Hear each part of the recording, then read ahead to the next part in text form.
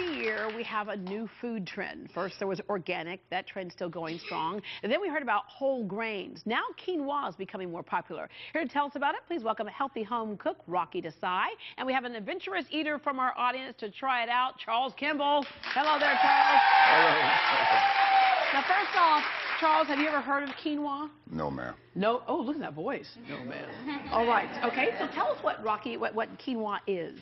Well, Deborah, quinoa is actually a very nutritious grain-like food. The reason I say grain-like is it's often called a whole grain, but it's technically a seed. It comes from a plant, the quinoa plant, which is grown in the mountains of South America.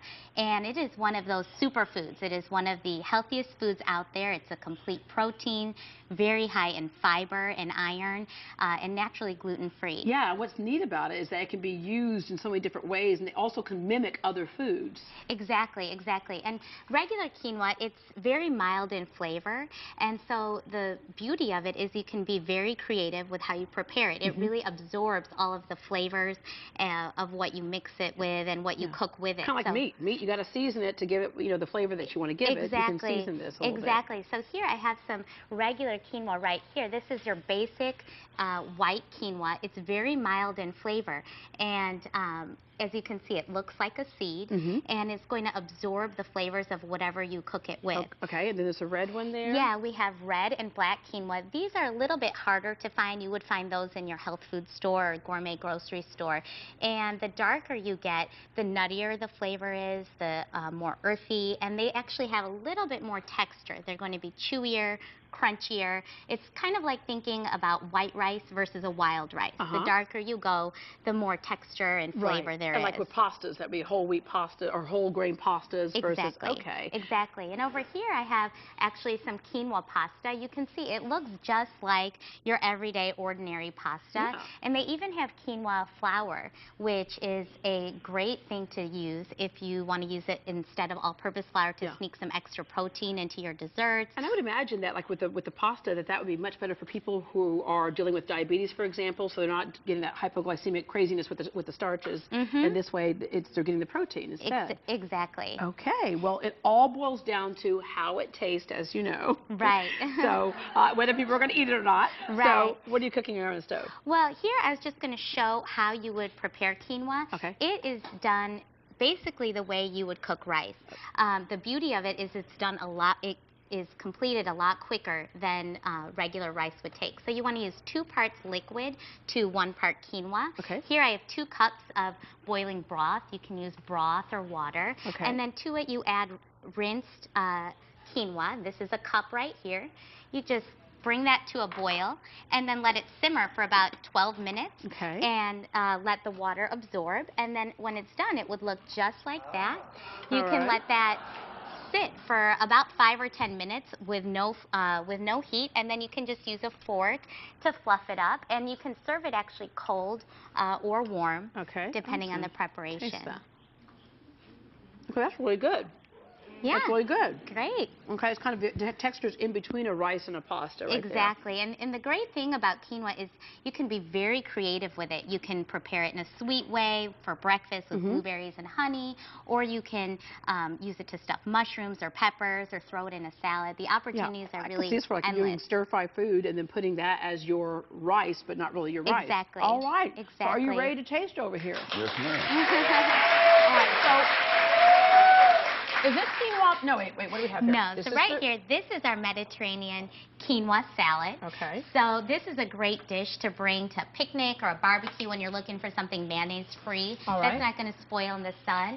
We flavored it with feta cheese, lots of fresh flavors of tomatoes, olives, cucumbers. So we want you to taste this one right here first, which is the one that we normally have. Right, and that's just an ordinary boxed pasta salad with green flavors. Yeah, we're already there. Okay, it's a regular pasta salad, but then of course it's got a lot more of the starch and things that people try to avoid. And much take an extra. All right, drink some water. Clean your palate there. Now try the quinoa salad. Let's try this one. All right, let's see here. Now, what are you thinking? It's your first time having quinoa. It's good. It's good, isn't it? Yeah, and so you don't get all the calories that you might get with that one there. And that one is protein. You start pumping up those muscles of yours right there. There you go. And that one is flavored with lots of fresh mint, lemon zest, and so you can really do a different theme, which we've done right here. Now what you have right here is, and our point right here is what? Yeah, so lots of times when we're making tacos or enchiladas, we'll throw down a plate of Spanish rice and refried beans, just like that, which we have. And I've made a quinoa and black bean, a southwestern quinoa and black bean dish here. Yeah, now you already know what this tastes like, the Spanish rice and the beans. Yeah, so why don't you taste that go for that one. And that one's flavored with lots of cumin, onions and jalapenos, fresh corn and scallions and black beans. And so what do we think? So this is a great side dish for Mexican food. What do you think? Different. It's different. But tasty. But tasty, all right? Yeah, when you know it's better for you, you might can do that. Okay, now we're going to do what you made. There's a couple of... Yeah, this is a quinoa burger, which I've made. So many times you might reach into your freezer and pull out one of those boxed veggie burgers. And if you take a minute to read the ingredients on those, there are so many ingredients, many of which you can't pronounce, you've never heard of, and frankly, things that we probably shouldn't be eating in the first place. Yeah. So I've made a quinoa burger. This is a great way to use up your leftover quinoa. Which one's the quinoa burger? This one that here? One, yes. Okay. And it's flavored with lots of chives, onions and garlic, and use some... And again, the point is you can season it like you would a hamburger. Exactly. Exactly. Oh, he's got a big bite there.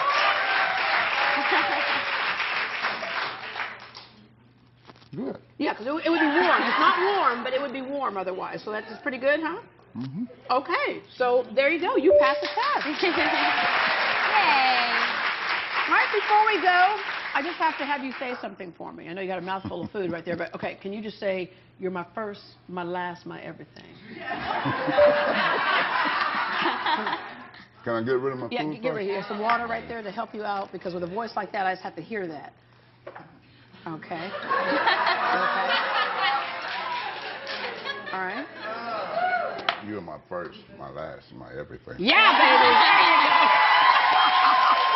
Thank you very much. Thank you for the information. Because I got to tell you, it's really good. It's really good. For more information on cooking with quinoa, log on to our website, greatdayhouston.com. Coming up, before you know it, flu season will be here. So get ahead of the virus by getting your vaccination now. I didn't exactly mean like right now, but we may as well just go ahead and do it right now.